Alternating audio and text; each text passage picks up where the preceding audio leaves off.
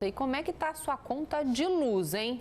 Pois olha, o que tem de consumidor reclamando? Claro, é uma das energias mais caras do mundo e do jeito que está, caminha para ser a mais cara. Pois olha, eu tenho uma informação para você, viu? Tem consumidor que pode pedir de volta uma parte dessa conta quando há cobrança indevida do ICMS, o Imposto sobre Circulação de Mercadorias e Serviços. Quer saber se você pode pedir essa restituição? Vamos saber agora, com o advogado especialista em direito do consumidor, Sérgio França, e quem está aqui com a gente também é a Jaqueline Alvim, que é a corretora de plano de saúde e que está apavorada com a última conta de luz dela. Bom dia, muito obrigada, viu, pela presença aqui no Fala Amanhã. Deixa eu saber de você, Jaqueline, como é que aumentou aí a sua conta? De quanto para quanto? Você até trouxe as contas aí para a gente mostrar. Foi solicitado. É exorbitante, porque passou de 200 e pouco para 460 reais. Nossa, dobrou? Dobrou. De quando para quando? De final do ano passado para cá já nunca e paguei menos. E você mudou alguma coisa no consumo? Porque realmente foram meses muito quentes. Você tem ar-condicionado, ventilador? A minha rotina foi a mesma. Eu pego até como parâmetro o feriado de carnaval, que eu fiquei praticamente uma semana fora de casa. E mesmo assim... Não diminuiu? Não diminuiu, não mudou.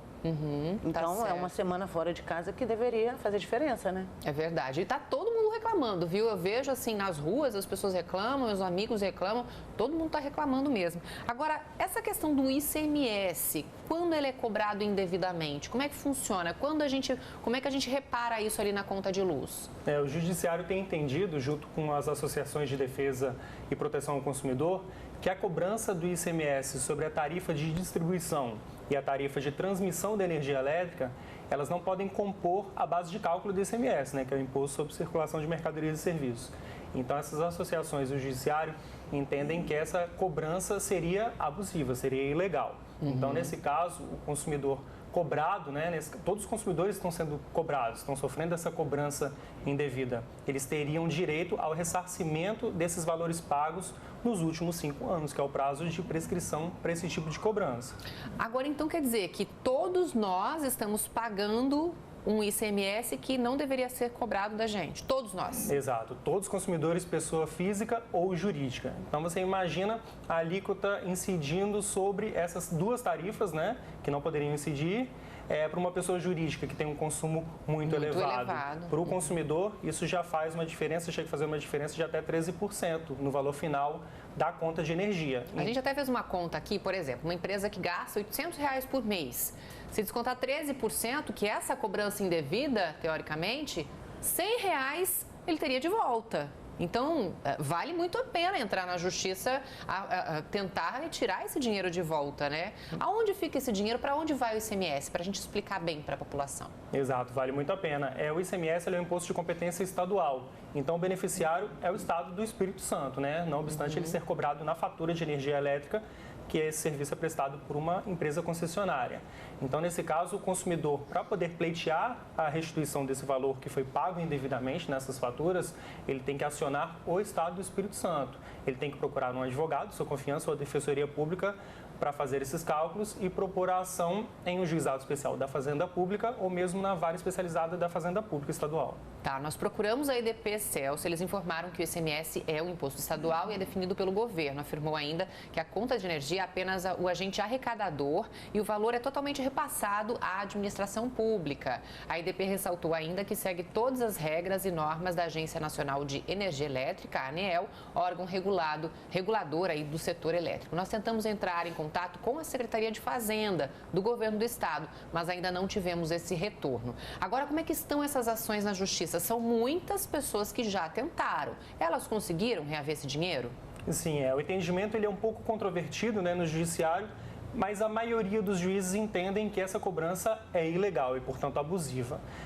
Em razão da enxurrada, né, no número de ações, já que todos os consumidores no país estão sendo afetados por essa possível cobrança indevida, essa matéria chegou ao STJ, né, o Superior Tribunal de Justiça, e o STJ afetou essa matéria em um recurso repetitivo.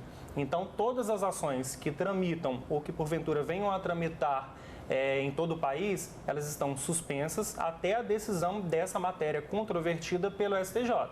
Após a decisão pela legalidade ou pela ilegalidade, Todas as ações no país elas voltam a tramitar e devem necessariamente seguir o entendimento do STJ. Tá, então por enquanto ninguém está tendo um resultado dessas ações, as quais entraram na justiça. Mas assim que o STJ decidir, elas sim podem ter esse dinheiro de volta. Exato. E não obstante a suspensão dessas ações também, o direito de ação ele é constitucionalmente consagrado, né? Então o consumidor ele tem o direito de entrar na justiça, ele pode entrar com a sua ação individual, essa ação vai ficar suspensa, aguardando a decisão do STJ.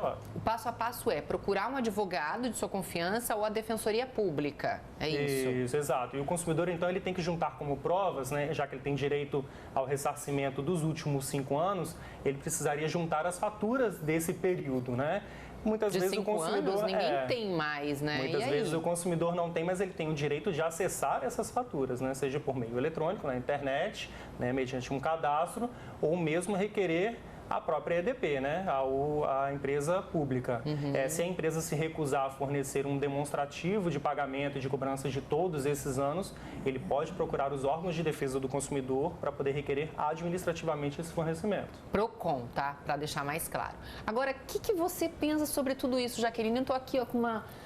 Tá na garganta, entalado isso. Como assim? A gente continua pagando, então?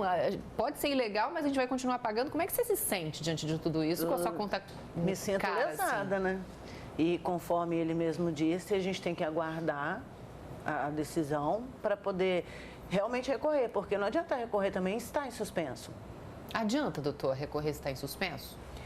Adianta entrar na justiça, né? Para que esse direito... Então ela poderia entrar já, ela poderia entrar, exatamente. Todos os consumidores que porventura se sentirem lesados podem entrar com a ação, não precisam ficar aguardando a suspensão para poder propor a ação, já que é um direito, né, fundamental.